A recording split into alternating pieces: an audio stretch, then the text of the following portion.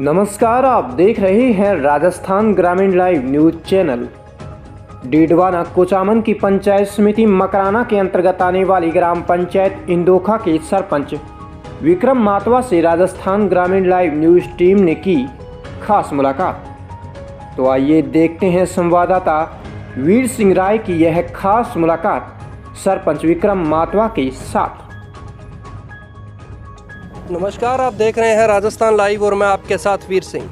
अब जिस शख्सियत से मैं आपको मिलाने जा रहा हूं वो किसी परिचय के मोहताज नहीं है, अपनी पंचायत वासियों के लिए, अपनी पंचायत समिति वासियों के लिए।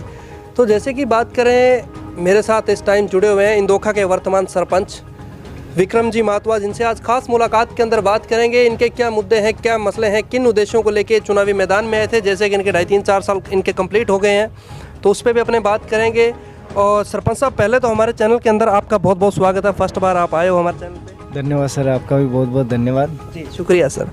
श्रीमान जी, सबसे पहले तो हम जानना चाहेंगे, आप एक युवा सरपंच हो, तो राजनीति की शुरुआत आपकी कहाँ से हो जाती है? सर एक्चुअली मैं पहले तो मेरा छोटा सा बिजनेस था छोटी घाटों में, तो वहाँ मैं SBI की मेरी ब्रांच थी, मिनी ब्रांच जिसको बोलते हैं BC पॉइंट, वो था। तो कंप्यूटर सेल और सर्विस का मेरा काम था जी।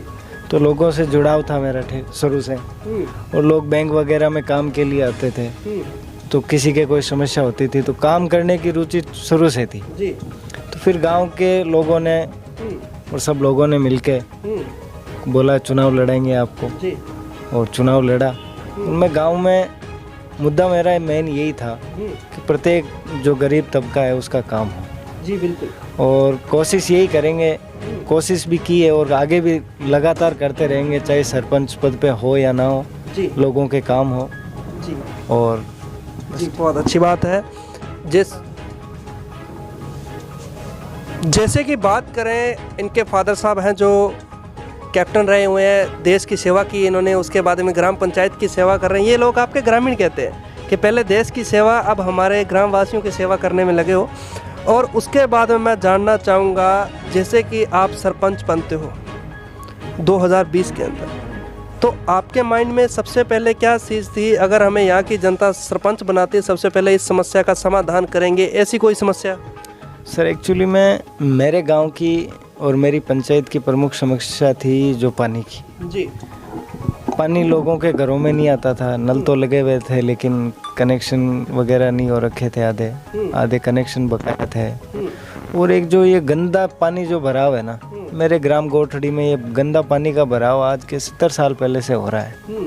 और बारिश के दिनों में ये स्थिति रहती है कि आदमी पैदल नहीं निकल सकता। तो शुरू से ये मोटिव था कि पानी की, चाहे गंदा पानी हो उसकी निकासी हो, चाहे पानी पीने का हो, इसकी व्यवस्था पूरी पंचायत को अच्छी तरीके से देंगे। जी जी जी। तो सरपंच बनने के बाद मैंने 30 लाख रुपए लगा के मेरे गांव में गोठड़ी में सीवरेज लाइन डाली मैंने। क्या बात है। और आज ये स्थिति है कि कहीं भी पानी का भराव नहीं है। क्या बात है। और दूसरा, मेरी पंचायत इंदोखा में पंचायत मुख्यालय के पास में जी। एक पानी का भराव है, वहाँ गंदा पानी पड़ा रहता है। और मेन गांव का मेन चौक है जी, उसका अभी काम चल रहा है। जी सर। तो उसका भी सीवरेज लाइन के तहत गांव के बाहर पानी निकालेंगे जी। और गांव में पानी की पीने की जो बात है वो गांव में तो अभी प्रॉपर तरीके से हो रहा है, लेकिन अभी ढाणियों के कनेक्शन वंचित है जी। कुछ एक ढाणियों में हो गया है, कुछ एक ढाणियों में वंचित है। तो लगातार प्रयास रहते हैं कि उनके भी कनेक्शन हो और प्रत्येक घर में पानी पहुँचे। जी सर। सर, आपके युवाओं से मैं मिल के आया हूँ। मेरा हमेशा से मोटिव रहता है कि मैं गांव के अंदर एंटर करता हूँ, उससे पहले सरपंच का फीडबैक मैं ग्रामीणों से लेता हूँ। मैं आपके युवाओं को मिलता हूँ। युवाओं का एक कहना भी है कि हमारे सरपंच साहब के सामने रखना, लाइब्रेरी की मांग की बात चल रही है सर। जी जी चल रही है सर, और मैंने इस प्रस्ताव को जिला परिषद में भेज भी रखा है।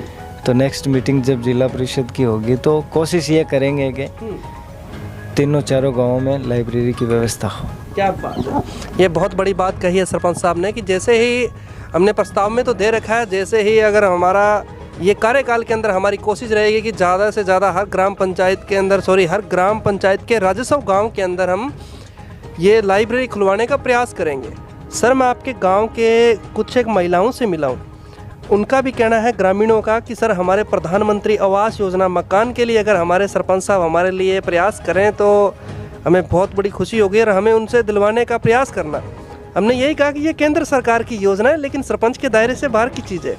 आप अपने ग्रामीणों को क्या कहना चाहोगे चैनल के माध्यम से? मैं आपके चैनल के माध्यम से ये बताना चाहता हूँ, 2016-17 में पीएम आवास के फॉर्म भरे गए थे और मेरी पंचायत से 101 फॉर्म लगे हुए हैं, जी, जिसमें से 24 मकान तो अभी स्वीकृत होके बन गए, कंप्लीट की स्थिति में हैं। 23 मकान तो कंप्लीट हो चुके हैं, एक किसी कारणवश बाकी रह रखा है, क्योंकि वो बंदा यहाँ रहता नहीं है, बाहर रहता है, उसके बीवी बच्चे हैं, वो काम कर नहीं पाते, तो वो अभी आया है, अभी काम चल रहा है उसका, तो वो काम जल्दी से जल्दी पूरा होगा। और कुछ पंचायती राज मंत्री रमेश जी मीणा के कैसा भी रवैया समझे, हमारे खिलाफ थोड़ा रवैया ठीक नहीं था हमारे पक्ष में, तो उसकी वजह से कुछ हमें परेशानियों का सामना करना पड़ा और पिछले 4 साल से बहुत ज़्यादा परेशान रहे। हर काम को लेके, जिस काम को लेके एक बार आदमी जाए और वो हो जाए, 2 बार जाए और हो जाए तो ठीक है, लेकिन हम एक एक काम को 20-20 बार लेके गए हैं, फिर भी हमारा काम वो जनता तक नहीं पहुंच रहा है। तो हमारी कमी मान लीजिए चाहे किसी भी की, तो ये मीणा जी का रवैया हमारे खिलाफ हमारे पक्ष में ठीक नहीं था, तो उसकी वजह से ग्रामीणों को भी सामना करना पड़ रहा है परेशानी का, और हमें भी करना पड़ रहा है। और कोशिश ये करेंगे, भाजपा की सरकार आई है और नए मंत्री बनेंगे, तो हमें उनसे उम्मीद रहेगी कि प्रत्येक आदमी जो गांव छोर पे बैठा है उसकी समस्या को सुनेंगे और कोशिश करेंगे कि प्रत्येक समस्या का समाधान हो। क्या बात है। जैसे कि युवा सरपंच, युवा सोच, और युवा सोच के साथ में ही जैसे इनका कहना है कि मंत्री बने हैं तो मंत्रियों के पास भी जाएंगे, पंचायत के लिए, बजट के लिए प्रयास करेंगे ज़्यादा से ज़्यादा विकास करवाने के लिए। सर, मेरा जो मुख्य मुद्दा रहता है, मैं हर एक सरपंच के सामने ये मुद्दा रखता हूँ और मैं आपके आगे रखना चाहूँगा।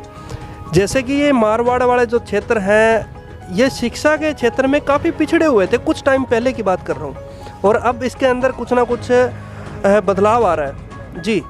तो इसके ऊपर अगर बात करें, इंदोखा राजकीय उच्च माध्यमिक विद्यालय की आप विजिट भी करते हैं, अभी गणतंत्रता दिवस भी आ रहा है, इसके ऊपर भी जाके विजिट करोगे, तो शिक्षा के स्तर की बात करें तो क्या लग रहा है, किस प्रकार है? आपके आने के बाद में आपने शिक्षा क्षेत्र में क्या विकास कार्य करवाए? सर, मैं ये तो नहीं बोलूँगा कि पहले ठीक नहीं था, शिक्षा का स्तर ऐसा है, हमारी सीनियर स्कूल इंदोखा में, उसमें लगातार एडमिशन भी हो रहे हैं और छात्रों की जो बढ़ती हैं ज़्यादा से ज़्यादा हो रही है और बच्चियां पढ़ भी रही है, ऐसी बात नहीं है। और मैं वहाँ जाता भी हूँ, पूछता भी हूँ बच्चों को कि कोई समस्या हो, मेरे लायक कोई प्रॉब्लम है आपके तो बताइए, और उन्होंने 1-2 प्रॉब्लम बताई भी थी, मैंने सॉर्ट आउट भी की है।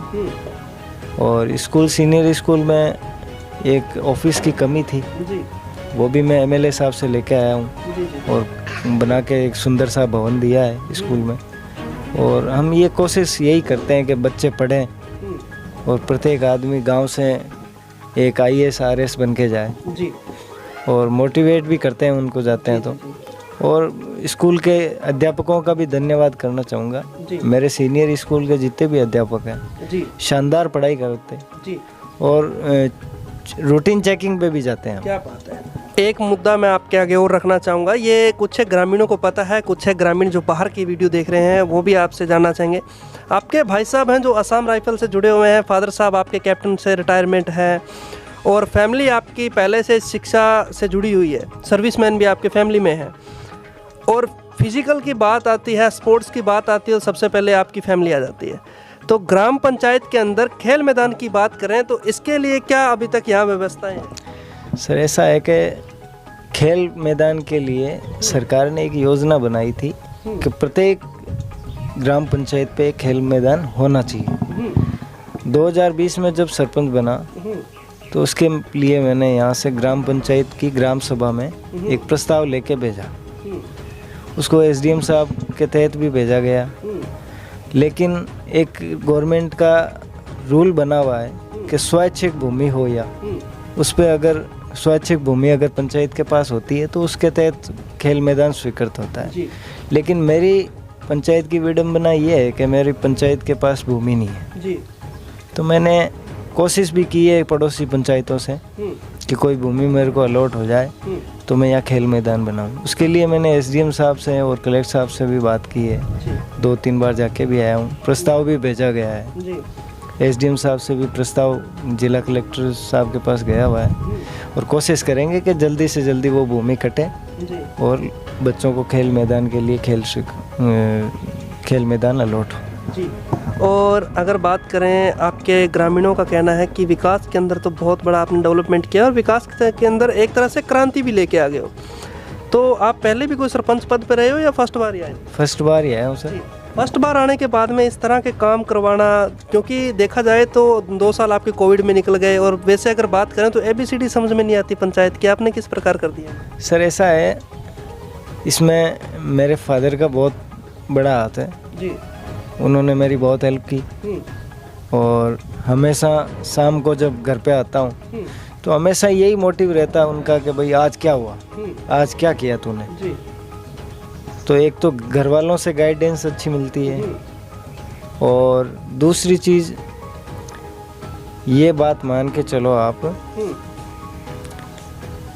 कि मेरे जो फादर हैं ये मेरे से ज़्यादा काम करते हैं। अभी 60 साल की उम्र हो गई उनकी, पहले 28 साल देश की सेवा की है और अब लगातार जनता की सेवा कर रहे हैं, लगे हुए हैं।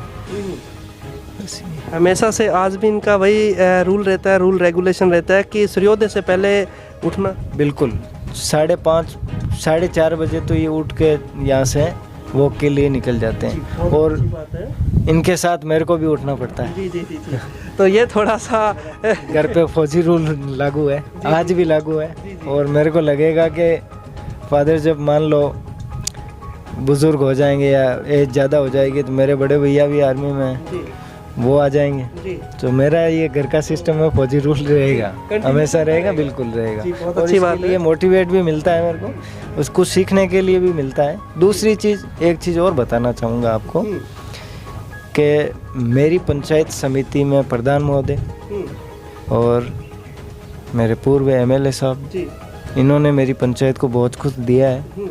मैं इनका बहुत बहुत धन्यवाद देना चाहता हूँ। मैं जो भी काम लेके गया आज तक MLA साहब ने कभी मना नहीं किया, हमेशा तत्पर रहे मेरी पंचायत के लिए और मैं ये दावा भी करता हूँ कि इतने सालों में सबसे ज़्यादा काम प्रधान जी के टाइम में तो इसी टाइम में हुआ है, MLA साहब के टाइम में भी इसी टाइम में हुआ। पिछली बार MLA श्री राम जी बीचर थे, उन्होंने भी खूब काम कराए, मेरी पंचायत में भी करवाए, पंचायत समिति में भी खूब काम करवाए। अब की बार प्रधान भी उनके श्री राम जी के पुत्रवधू हैं, खूब काम करा रहे हैं। जो काम लेके जा रहे हैं हमें वो काम मिल रहा है, ऐसी बात नहीं है। तो सार्वजनिक काम में तो कोई दिक्कत नहीं है। अब रही बात निजी काम की, निजी काम ज़्यादा से ज़्यादा क्या होता है, एक तो PM आवास जो मैं बता चुका हूँ आपको, एक SBM शौचालय का पेमेंट, वो लोगों के घरों तक पहुँचता है, वो भी पहुँच रहा है लेकिन उस हद तक नहीं पहुँच रहा जो पहुँचना चाहिए। उसमें भी कुछ कमियां हैं, लेकिन अब सरकार कुछ रवैया ठीक होगा, मंत्री नए बने हैं तो सुधार होगा इस काम में, मेरी ऐसी आशा है। तो जैसे कि आज मेरे साथ युवा सरपंच जुड़े हुए थे जिनसे आज खास मुलाकात के अंदर बातचीत की और ग्राम पंचायत के मुद्दे मसलों पे टिप्पणियां भी की। तो सरपंच साहब, नव वर्ष भी अभी चल रहा है और गणतंत्रता दिवस भी आ रहा है, मकर संक्रांति भी आ रही है। अपने देशवासियों को, ग्राम वासियों को, पंचायत वासियों को और अपने युवा साथियों को, जिस टाइम चुनाव की बात थी उस टाइम जिताने के अंदर उनका भी बहुत बड़ा योगदान था, उनके लिए क्या कहना चाहोगे नव वर्ष पे और मकर संक्रांति और गणतंत्रता दिवस पे क्या संदेश देना चाहोगे? एक तो गणतंत्र दिवस की सभी को हार्दिक शुभकामनाएं और ये त्यौहार जो आ रहा है अपना मकर संक्रांति, मैं सबसे ये निवेदन करना चाहूँगा कि एक जो चाइनीज़ मांझा है इसका कम से कम उपयोग करें और अच्छे से त्यौहार मनाएं और सभी खुश रहें। जी, तो इसी के साथ में विचार मिले हैं। इंटरव्यू लंबा हो गया, लंबा होने के साथ में पूरे आपके विचार दिखाएंगे। आपने भी हमें 10 मिनट का समय दिया, आपका बहुत बहुत शुक्रिया। बहुत बहुत धन्यवाद सर कि आप मेरी ग्राम पंचायत में आए, ये सौभाग्य है हमारा। धन्यवाद जी। शुक्रिया। जय हिंद, जय भारत। देखते रहिए राजस्थान लाइव और मैं आपके साथ वीर सिंह, कैमरामैन जगदेव के साथ में।